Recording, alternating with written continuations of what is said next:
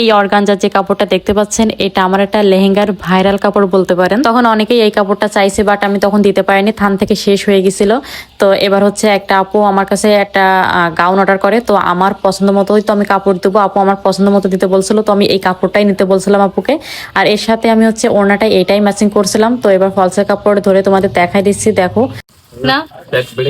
আচ্ছা না, দেখো দেখো দেখো দেখো দেখা যাইছে।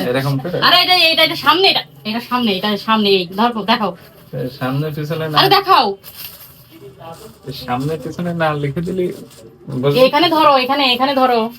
হুম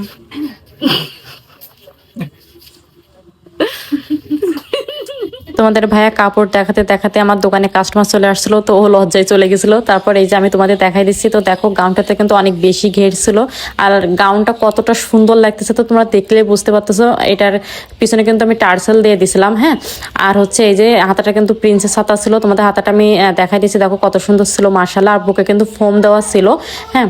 আর দেখো ওড়নাটা দেখো মাশাল্লাহ, ওড়নাটা কিন্তু গাউনের সাথে খুব ভালোই যাচ্ছিল, হ্যাঁ। গোল্ডেন দিয়ে যেহেতু বর্ডার করা আছে দুই সাইডে ওড়নাতে, দেখো মাশাল্লাহ খুবই কিন্তু সুন্দর ছিল।